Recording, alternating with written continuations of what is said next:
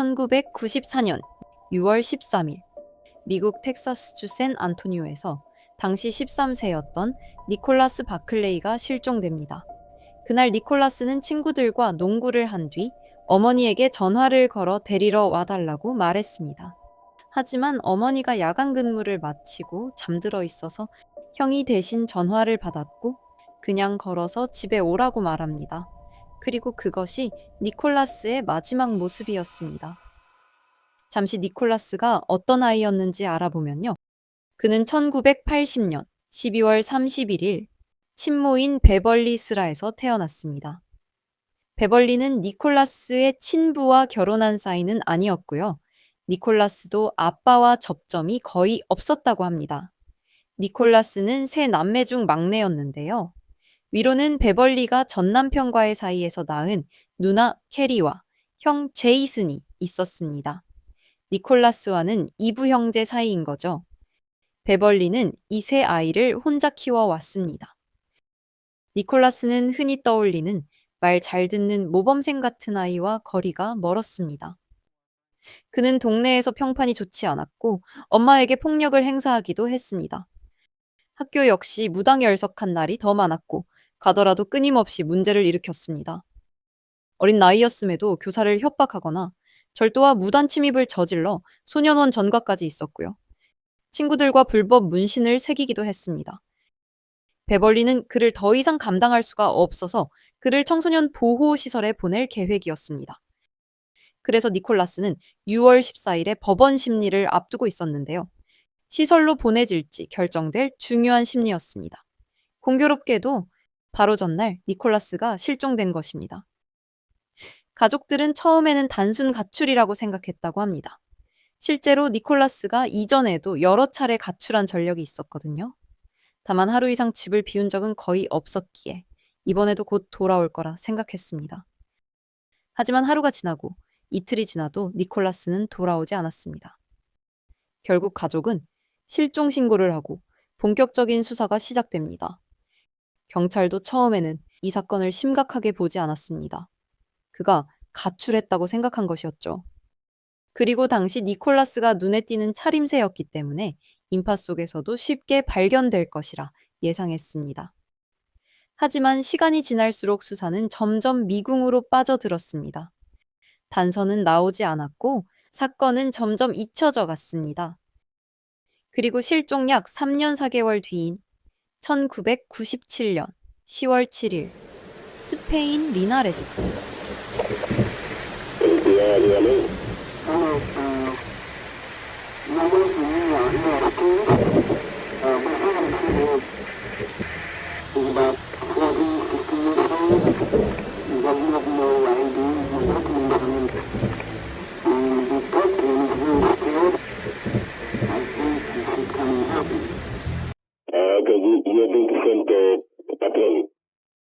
그리고 얼마 지나지 않아 미국 경찰은 스페인으로부터 한 남성의 전화를 받게 됩니다.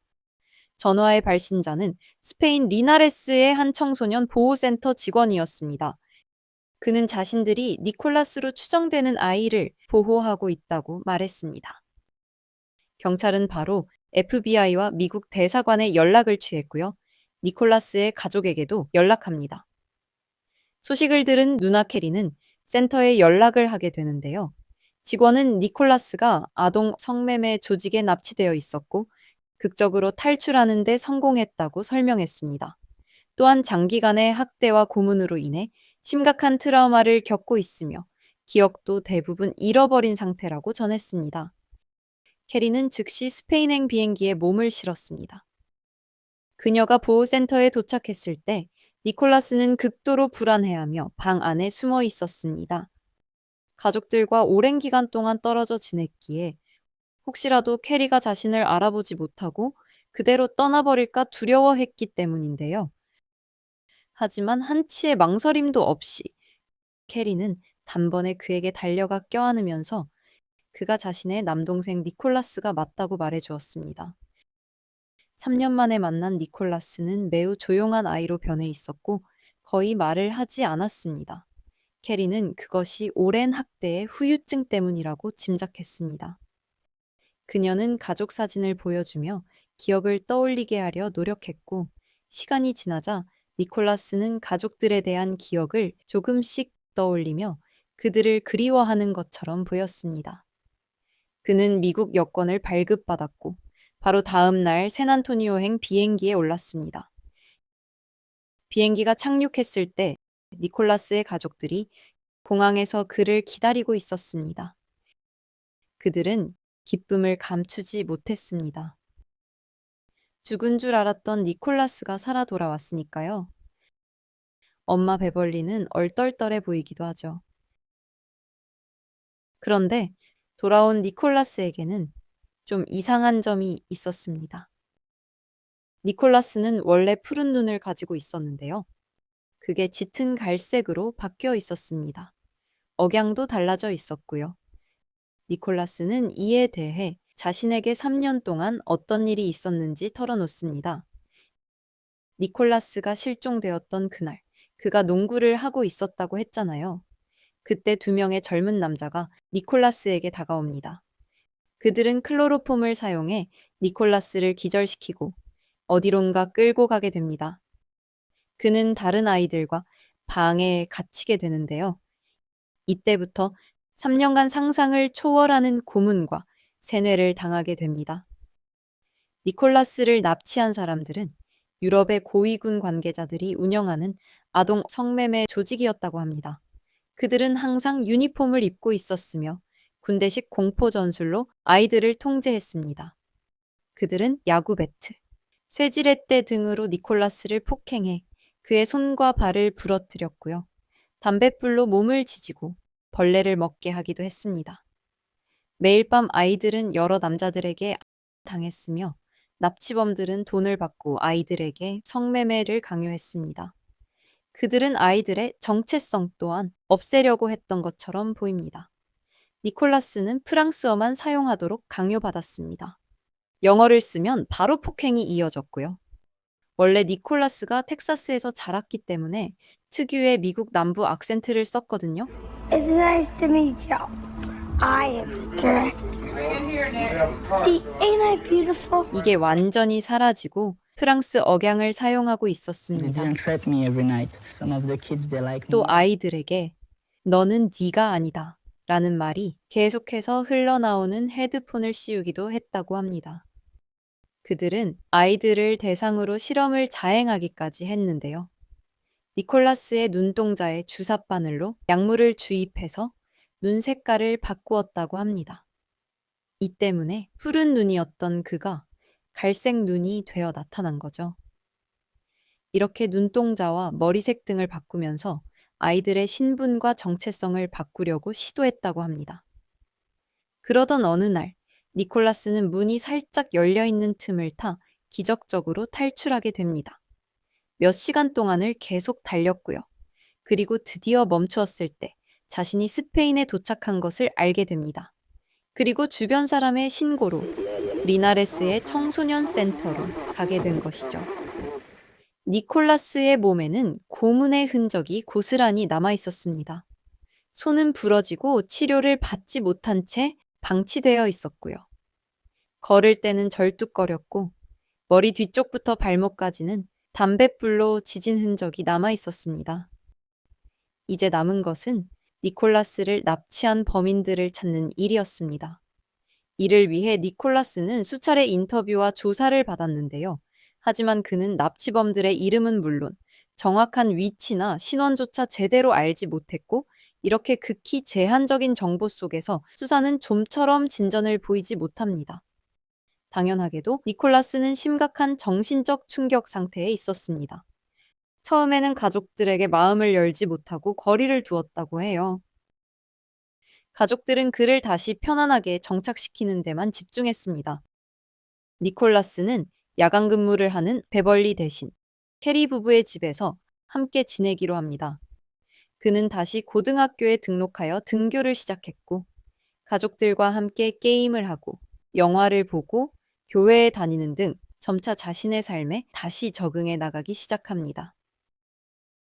그런데 주변 사람들은 묘한 위화감을 느끼기 시작합니다. 눈 색깔을 바꾸는 게 실제로 가능한 일인가? 억양이 저렇게까지 바뀔 수 있다고? 이 사람은 정말 니콜라스가 맞을까? 그러던 1997년 말, 이 사건을 취재하던 TV쇼 하드카피 측에서 사건 조사를 위해 고용한 한 사설 탐정이 강한 의문을 품기 시작합니다. 그의 이름은 찰리 파커였습니다. 찰리는 제작진들과 니콜라스의 집을 방문한 적이 있었는데요. 어린 시절 사진 속 니콜라스와 지금 그의 모습이 너무 다른 겁니다. 그리고 자신의 이야기를 하는데 Did they rape you all every night? Me? No, because they didn't trap me every night. Some of them they like more. Some of the kids they like more. They rap them usually 2 or 3 times a week. 뭔가 재미있는 얘기를 하는 사람 같지 않나요? 찰리는 무언가 잘못되었구나 직감합니다. 그는 귀가 지문처럼 사람마다 형태가 매우 독특하다는 점을 떠올립니다. 실제로 과거에 귀 형태를 신원 확인에 활용한 경우도 있었다고 해요. 찰리는 니콜라스의 과거 사진과 이 남자의 귀를 비교했습니다. 그리고 결론을 내립니다. 이 둘은 같은 사람이 아니다. 찰리는 안과 전문의들에게 약물로 눈동자 색을 바꾸는 게 가능한가를 물었고 불가능하다는 답변을 받습니다. 또 언어 전문가에게도 문의했는데요. 설령 3년 동안 외국에서 지냈다 해도 원래 억양을 그렇게 완전히 잃기는 어렵다 라고 답합니다. 찰리는 바로 니콜라스의 가족에게 이 사실을 알렸지만 가족은 화를 내며 이를 받아들이지 않았습니다. 하지만 찰리는 멈추지 않았습니다. FBI에도 이를 알렸고 개인 시간과 비용을 써가며 그를 미행하고 사건을 조사합니다. 당국 또한 니콜라스를 점점 의심하기 시작했습니다. 사건을 담당한 수사관은 니콜라스가 어두운 머리를 금발로 탈색한 것 같은 흔적과 말투를 보고 수상함을 느꼈습니다. 그래서 가족에게는 트라우마를 치료한다는 구실로 샌안토니오에서 300km 정도 떨어진 휴스턴의 법정 정신과 의사에게 데려가 인터뷰를 시킵니다. 조사 결과 트라우마를 겪은 사람에게서 보이는 징후가 니콜라스에게서는 발견되지 않았으며 그의 구문과 문법상 그는 미국인이 아니라는 결론이 내려집니다. 외국인이 자국민인 척 미국에 입국한 이유. 당시 수사관이 떠올릴 수 있는 설명은 많지 않았습니다. 그는 니콜라스가 스파이일지 모른다고 의심합니다. 수사관은 급히 캐리에게 전화해 이 사람은 당신의 동생이 아니며 매우 위험한 자일 수 있다라고 전하고 자신이 해결할 테니 그를 공항으로 마중 나오지도 말고 집으로 데려갈 필요 없다고 얘기합니다. 캐리는 놀란 듯 알겠다고 대답합니다. 수사관은 니콜라스를 데리고 다시 휴스턴에서 샌안토니오 공항에 도착하는데요. 그곳에는 놀랍게도 캐리가 아무 일도 없었다는 듯이 나와 있었습니다. 심지어 그녀는 니콜라스를 다시 보게 되어 신난 듯 보였습니다. 얼마 전에 수사관과 했던 대화는 아예 없었던 것처럼요. 이 사건은 수사관에게 큰 의문을 남기게 됩니다. 한편 FBI는 베벌리와 니콜라스에게 DNA 검사를 요구했는데요. 둘 다 거부합니다. 결국 FBI가 영장을 발부받아 다시 찾아갔더니 베벌리는 그냥 바닥에 들어 누워버렸대요. 검사 안 하겠다고 버틴 거죠. 하지만 결국 그들의 혈액 샘플과 지문을 확보했고 이를 인터폴 기록과 대조하기 위해 국무부로 보냈습니다. 1998년 3월 충격적인 진실이 드러납니다. 그는 니콜라스가 아니었을 뿐만 아니라 그의 정체는 프랑스 출신의 23세 남성 프레데리크 브르댕이었습니다. 줄여서 프레드라고 부를게요. 프레드는 인터폴의 수배 중이던 악명 높은 연쇄 사칭범이었습니다. 그는 어린 시절부터 수많은 나라에서 수십 개의 가짜 신분을 사칭해왔습니다. 언론은 그에게 카멜레온이라는 별명까지 붙였습니다. 니콜라스의 가족들은 말 그대로 혼란에 빠졌습니다. 캐리는 당시의 심정을 이렇게 전했는데요. The first feeling was complete sadness because it wasn't Nicholas, which took us back to square one. Where is Nicholas? That was the first one. Second emotion was, how could I be so fucking stupid? I mean, seriously. 어떻게 이렇게 외모도 나이도 전혀 다른 남성이 무려 5개월 동안 모두를 속이고 가족과 한 집에서 함께 사는 게 가능했을까요? 먼저 프레드에 대해 좀 더 자세히 알아보겠습니다. 1974년 6월 13일, 프레드는 프랑스 낭테르에서 태어났습니다. 엄마인 길레이는 18살의 어린 나이에 그를 출산했는데요. 그녀의 말에 따르면 프레드의 친부는 25세에 알제리계 이민자였고 유부남이었다고 합니다. 프레드는 사생아로 태어난 거죠. 때문에 길레이는 임신 사실을 그에게 알리지 않고 혼자 프레드를 키우게 됩니다. 길레이는 형편이 좋지 못했고 그렇게 좋은 엄마는 되지 못했던 것으로 보입니다. 그녀의 친척에 의하면 길레이는 술 마시고 춤추는 것을 좋아했고 밤늦게까지 밖에 돌아다녔다. 아이와 관련된 어떤 것도 하고 싶어 하지 않았다고 합니다. 프레드가 2살 반이 될 무렵 결국 길레인의 부모에게 양육권이 넘어가고 맙니다. 프레드는 엄마가 관심에 대한 지독한 갈증을 가지고 있었으며 드물게 그녀를 만날 때면 그녀가 치명적인 병에 걸린 척 연기해서 자신에게 도움을 요청하러 가도록 했다고 합니다. 길레이는 이를 부인하지만 자신이 과거에 자살 시도를 했었고 프레드가 급히 도움을 구하러 달려갔던 적이 있었다는 점은 인정합니다. 한편 프레드는 조부모의 손에서 자랐지만 순탄한 어린 시절을 보내지는 못한 것으로 보입니다. 마을에서는 따돌림을 당했고 학교에서는 자신에 대한 허황된 이야기를 지어내기 시작했습니다. 시간이 흐를수록 그는 더욱 반항적으로 변해갔고 물건을 훔치는 등 비행을 저지르기 시작했습니다. 결국 12살 때 그는 청소년 사설 시설에 보내지게 됩니다. 아이러니하게도 그곳에서 프레드의 행동은 더 심해졌고 16살 때는 시설에서 도망쳐서 처음으로 완전한 가짜 신분을 만들어냈습니다. 이 경험을 통해 그는 자신만의 기술을 익히게 되었고요. 이후에는 유럽 전역을 떠돌면서 고아, 가출 청소년, 말 못하는 아이 같은 역할을 연기하며 아동병원에 입원하기도 하고 고아원과 위탁가정을 들락날락하기 시작합니다. 성인이 된 뒤에도 말을 못하는 청소년 행세를 하다가 신문 기사에 실리기도 하는 등 신분 사기를 멈추지 않았습니다. 심지어 가족에게 자신이 독일에서 죽었다는 거짓 소식을 전달하게 만들 정도로 극단적인 장난까지 벌였습니다. 실제로 가족들은 큰 충격에 빠진 채 프레드의 관이 도착하기를 기다렸다고 합니다.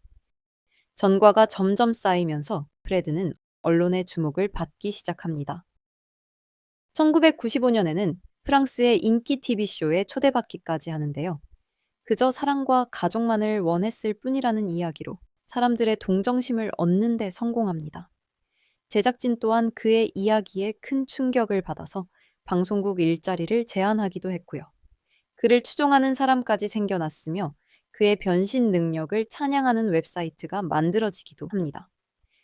문제의 1997년 10월 7일, 그는 당시 스페인 리나레스에 있었는데요.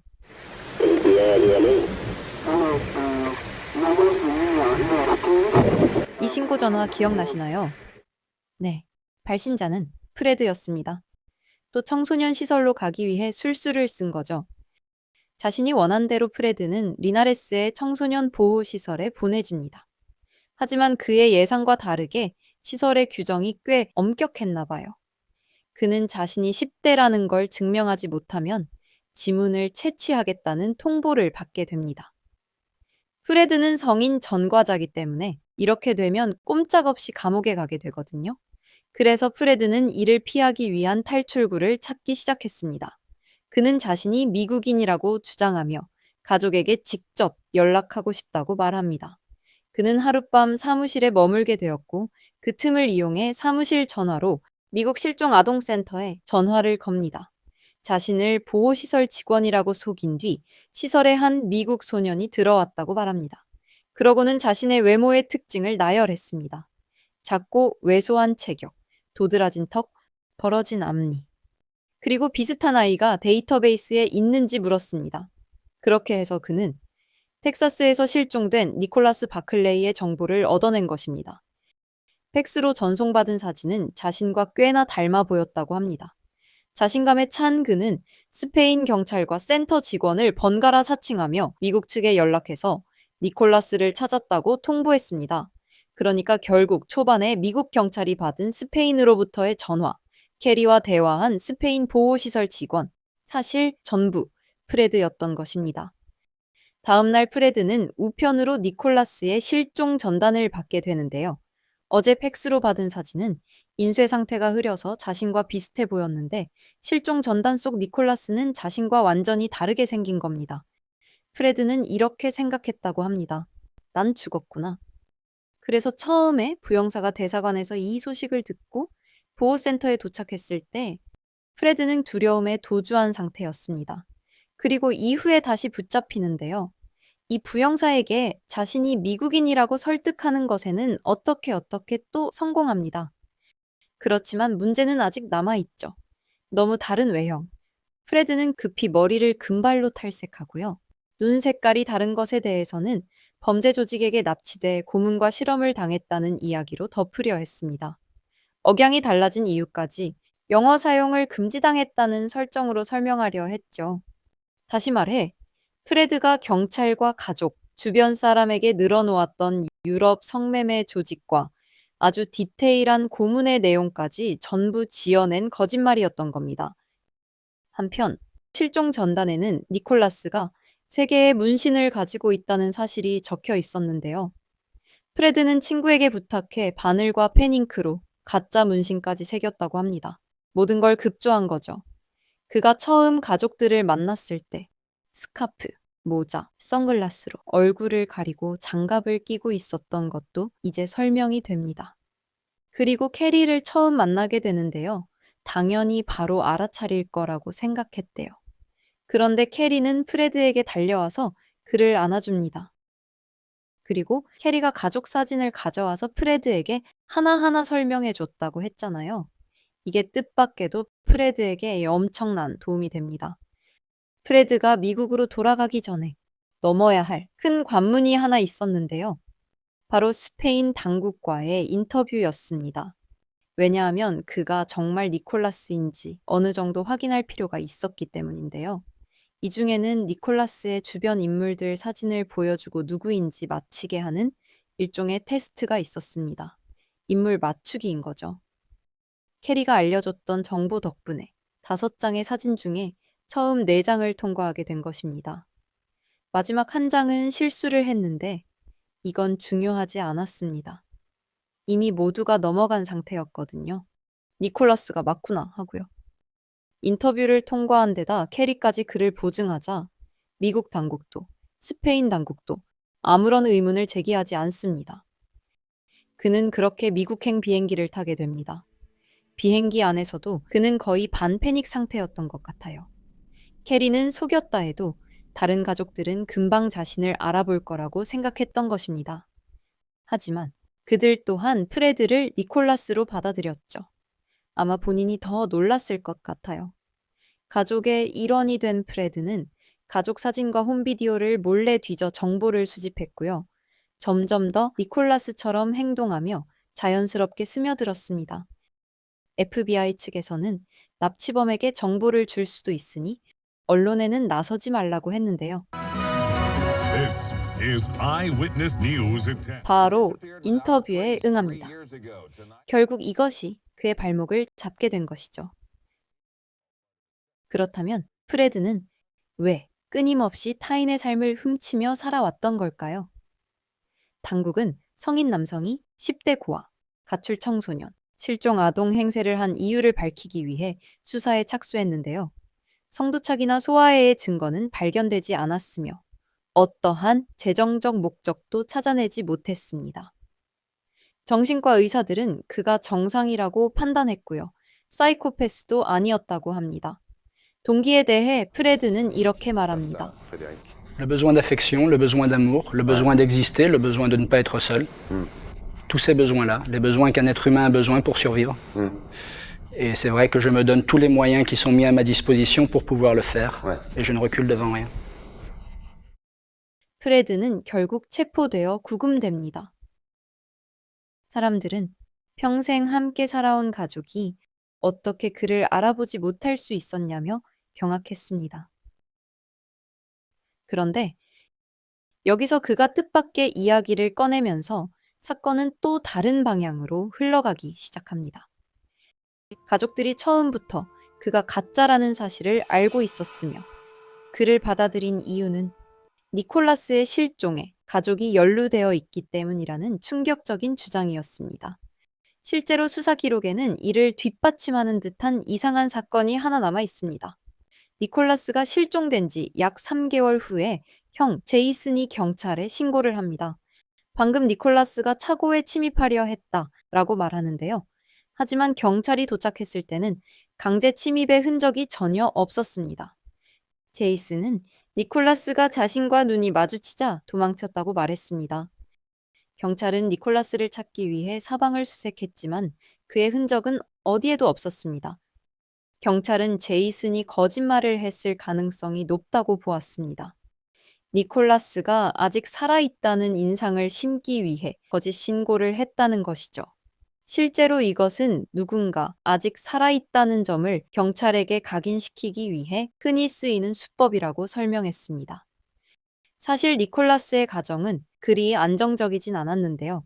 니콜라스가 실종되기 전부터 가정 내 갈등과 폭력 문제가 있었던 것으로 보입니다. 학교 관계자들은 그의 몸에서 멍 자국을 발견하고 아동학대를 의심해 아동보호기관에 신고하기도 했고요. 반대로 이웃들 중에는 니콜라스가 엄마 베벌리에게 폭력을 행사하는 모습을 목격했다는 사람들도 있었습니다. 니콜라스가 실종된 이후 가족의 상황은 더욱 악화됩니다. 과거 헤로인 중독자였던 베벌리는 다시 약물에 의존하게 되었고 특히 형 제이슨의 상태가 심각해졌습니다. 그는 폭음과 약물 중독에 빠져 점점 폭력적이고 기괴한 행동을 보였는데요. 한 지인은 베벌리가 다시 약물을 사용하게 된 것 역시 제이슨 때문이었을 것이라고 말하기도 했습니다. 집에서는 소란과 신고들이 잦았고 이 때문에 경찰이 출동한 것도 여러 차례였습니다. 특히 베벌리와 제이슨이 자주 부딪힌 것처럼 보이는데요. 결국 제이슨은 경찰관에게 무력을 사용한 혐의로 체포되었고 베벌리는 그를 집에서 쫓아내게 되었습니다. 수사관들이 특히 이상하게 여긴 것은 엄마 베벌리의 태도였습니다.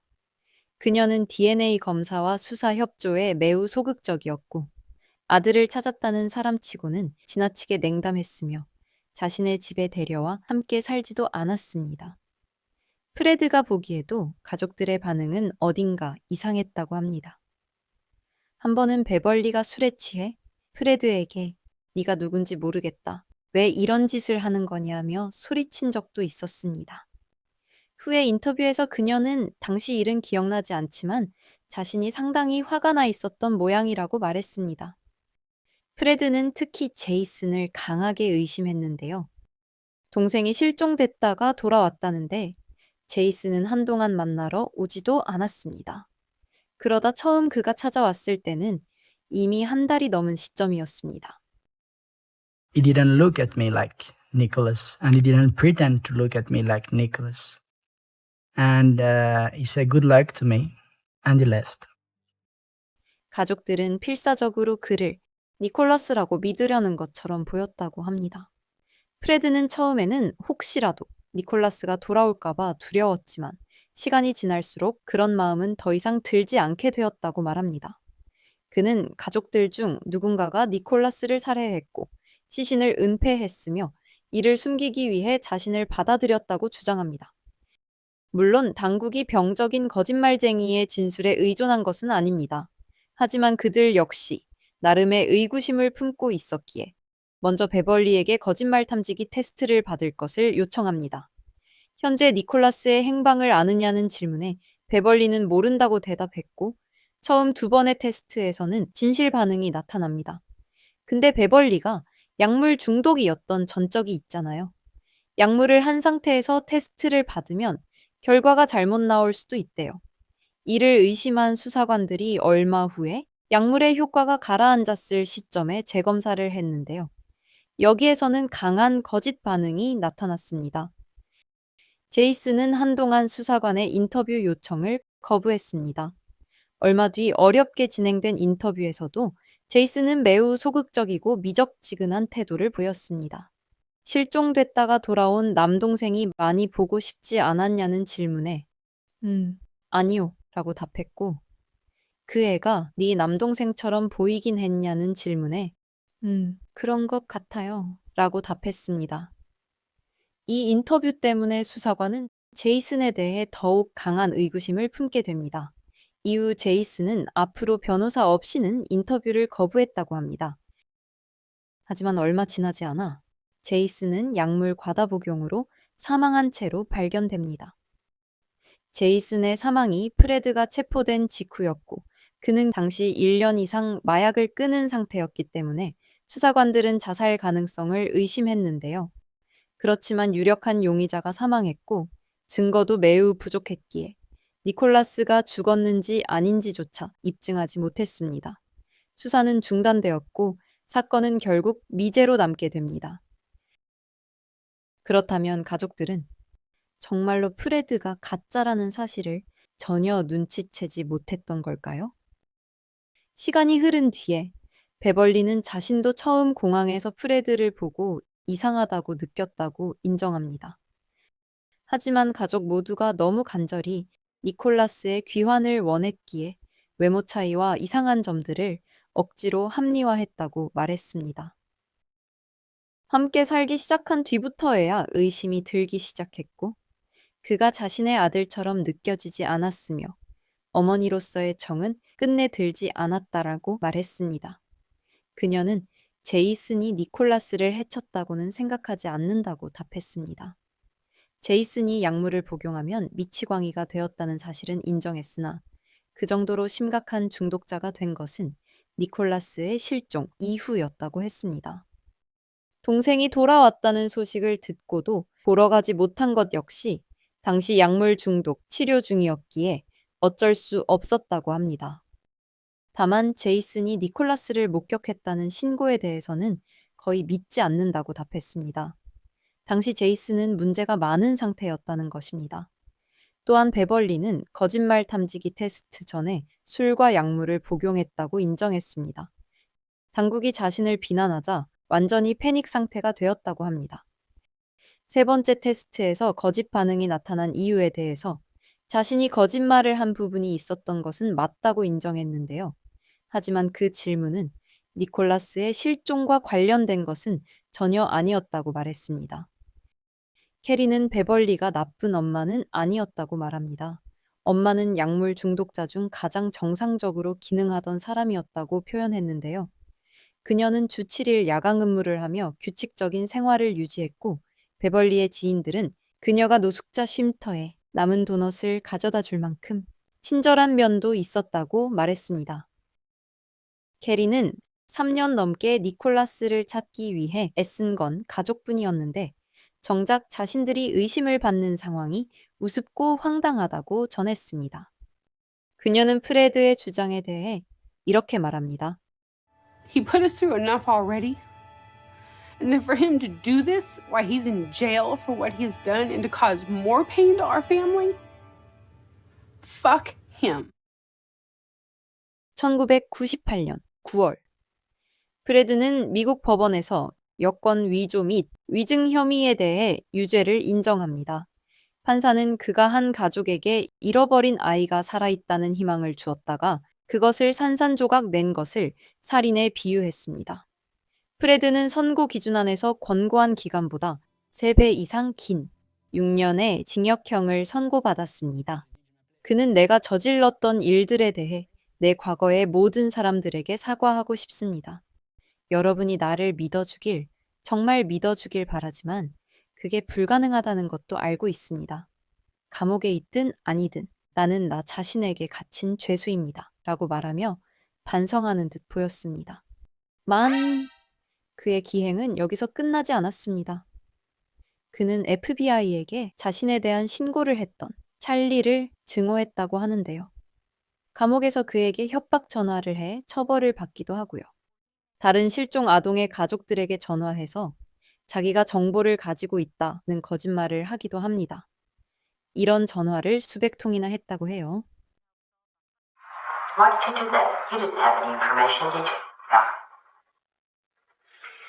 But you get on this phone and you're calling all over the world. Yes.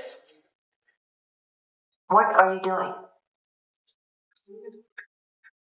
형기를 마친 후에도 그의 사칭은 계속되는데요.